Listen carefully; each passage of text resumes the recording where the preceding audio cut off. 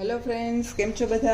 माहिर veg kitchen में तमारुं स्वागत है। फ्रेंड्स, आज हूँ तमारी जोड़े शेर करवा जई रही छूं मिक्स वेज ड्राय, जे रेस्टोरंट जेवी स्टाइल में बनशे अने खूब ज सरल रूटीन मसालामांथी बनी जशे। तो एना माटे मैं 10 થી 12 नंग जेटली स्लाइस करेली डूंगળી लीधी है, 3 मोटा टमेटा कटिंग करीने लीधा है, फ्लावर, फणसी, गाजर अने वटाणा पार बोइल करीने लीधा है, कोबी, 3 कलरना केप्सिकम, सूका लीला 3 मरचा અને 1 કાચું ટમેટું આ રીતનું કટિંગ કરીને લીધું છે અને મશરૂમ લીધા છે અને આદુ લસણ મરચાની પેસ્ટ લીધી છે। 200 ગ્રામ જેટલું પનીર, મિક્સ વેજ હોય અને પનીર ન હોય એ તો બને જ ને, એટલે 200 ગ્રામ આપણે પનીર લેશું। હવે આપણે સબ્જીમાં નાખવાની એક મસાલા પેસ્ટ તૈયાર કરશું। તો એના માટે આપણે 3 ચમચી મોટી ભરાઈ એટલું ધાણા જીરું લેશું। एकदम रूटीन मसाला में बनी जाए है, तो खूब सरस टेस्टी और खूब सरल है। तो आ रेसिपी चौक्सथी ट्राय करजो। 2 चमची लाल मरचू पाउडर,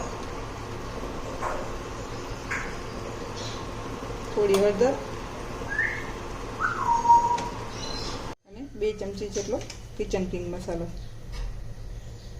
बस आ 4 થી 5 वस्तु में आ सब्जी एकदम सरस बनी जाए।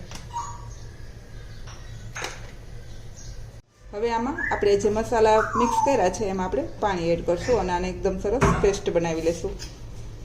આ તમે આ રીતે કોઈ પણ પંજાબી સબ્જી બનાવતા હોય તો આ રીતે પેસ્ટ બનાવશો તો એ મસાલા છે પાણીમાં સરસ ફૂલી જશે અને સબ્જીનો ટેસ્ટ છે એકદમ સરસ આવશે। તો આ રીતે આપણે મસાલા પેસ્ટ તૈયાર કરી અને સાઈડમાં મૂકી દઈશું।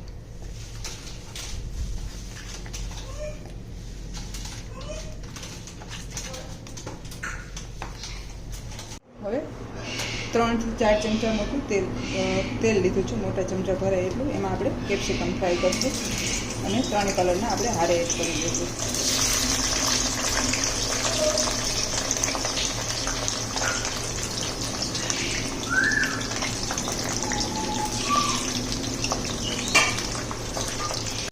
હવે આ રીતના ગોલ્ડન સ્પોટ્સ દેખાવા માંડે કેપ્સિકમમાં, એ રીતે આપણે આને થોડા એવા ફ્રાય કરી લેવાના છે અને એને આપણે બહાર કાઢી લઈશું।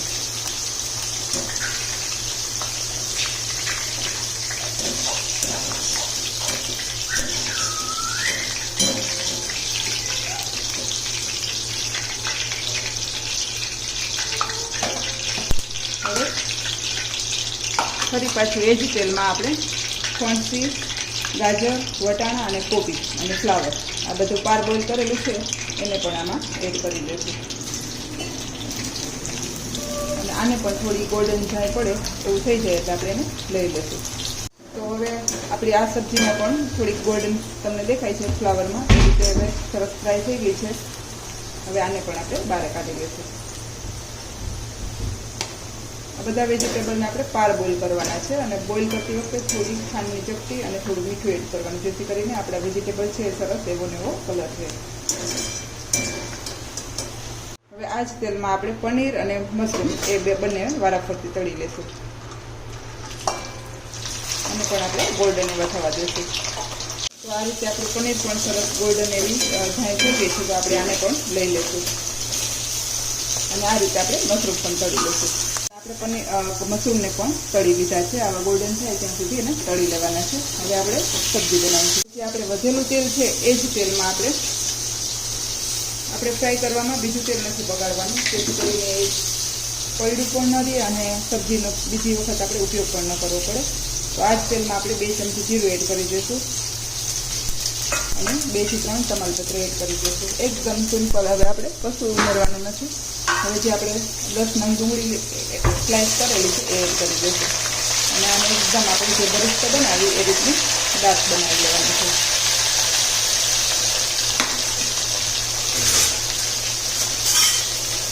સતત હલાવતું રહેવાનું છે અને એકદમ દાળ થાય એવી આપણે કરી દઈશું। હવે આપણી ડુંગળી આ રીતની ગોલ્ડન જેવી થઈ જાય એટલે આપણે એમાં આદુ મરચું અને લસણની પેસ્ટ નાખી દઈશું। એ બધું મેં 1 મોટી ચમચી ભરાય એટલું લીધું છે અને 3ને મિક્સ કર્યું છે અને હવે આપણે આને પણ સાંતળી લઈશું। આ સ્ટેજ ઉપર આપણે થોડી કસૂરી મેથી એડ કરી દઈશું, જેથી કરીને સબ્જીમાં સરસ સ્મેલ બેસી જાય અને થોડી ધાણા ભાજી। તમને ખ્યાલ જ હશે કે મારી બધી સબ્જીમાં ધાણા ભાજી 2 થી 3 વખત એડ કરું છું। જેથી કરીને સ્વાદ લુક બધું એનું અલગ થઈ જાય છે. તો આ રીતનું થોડું લસણ અને આદુની કચાસું થઈ જાય, એવું સંકળાઈ જાય એટલે આપણે એમાં કટ કરેલા ટમેટા એડ કરી દઈશું. અને જ્યાં સુધી હવે ટમેટા છે આપણા સરસ ગળી જાય ત્યાં સુધી આને સતત હલાવતું રહેવાનું છે અને પકાવી લેવાનું છે.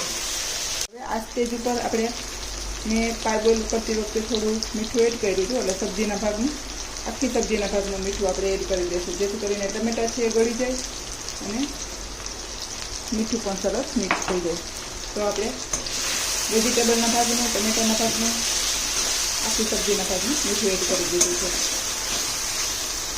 આ રીતે ટમેટામાંથી પણ તેલ સરસ છૂટું પડી ગયું છે, એટલે જે આપણે મસાલા પેસ્ટ બનાવી હતી એને એડ કરી દઈશું. આમાં આપણે થોડું પાણી નાખી અને એને પણ ધોઈને એડ કરી દેવાનું છે, જેથી કરીને બધા મસાલા છે એ સરસ આમાં આ મસાલા છે એને એકદમ આપણે સરસ શેકી લેવાના છે, જેથી કરીને સબ્જીનો ટેસ્ટ અને સુગંધ બે એકદમ સરસ આવશે. ખાસ આને આપણે મસાલા જ શેકવામાં એનું ધ્યાન રાખવાનું. જેટલો મસાલો તમારો સરસ શેકાશે એટલી સબ્જીનો ટેસ્ટ સારો આવશે.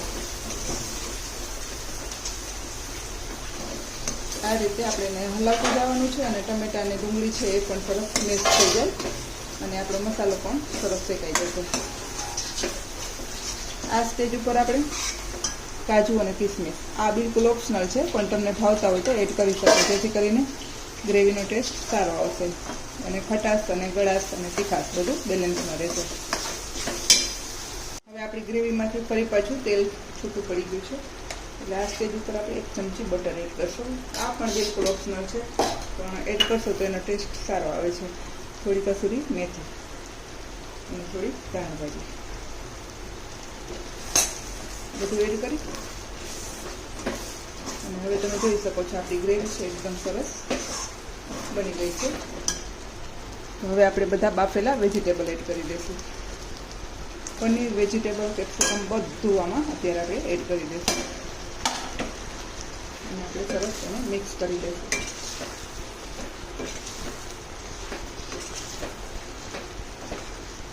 આની પહેલાં પણ મેં ઘણા બધા પંજાબી સબ્જી રેસીપી મૂકેલી છે, તો તમે ચોક્કસથી એને પણ જોવાની ટ્રાય કરજો. એ સબ્જી તમે ખાશો તો ખરેખર હોટલના ટેસ્ટ પણ ભૂલી જશો, એવી ચોક્કસથી ટ્રાય કરજો. એવી સરસ રેસીપી બને છે. તમને ઓછી ગ્રેવી પસંદ હોય તો આનાથી પણ આપણે ડુંગળીને જે મસાલાની પેસ્ટ બનાવીને થોડી ઓછી રાખવાની, પણ મારા ઘરમાં થોડી ગ્રેવી વધારે ભાવે છે એટલે હું વધારે એડ કરું છું. બાકી તમે એકદમ ડ્રાય વેજીટેબલ પણ આ રીતે બનાવી શકો. હવે આમ 1 ટમેટું લીધું છે કાચું, અત્યારે એડ કરું છું, અને 3 મરચી લીધી છે. આ કરવાથી સબ્જીની તીખાશ અને ખટાશ એ બધું બેલેન્સ થશે. ટમેટા છે એ બધું ચૂસી લેશે, તો એકદમ સરસ ટેસ્ટ આવશે એનો. અને હવે લાસ્ટમાં થોડું ટમેટાના ભાગનું મીઠું એડ કરશે. તો હવે આપણી સબ્જી છે એકદમ બનીને રેડી છે. લાસ્ટમાં થોડી કસૂરી મેથી અને ધાણાભાજી એડ કરશું, હલાવી અને નીચે ઉતારી સર્વ કરશું.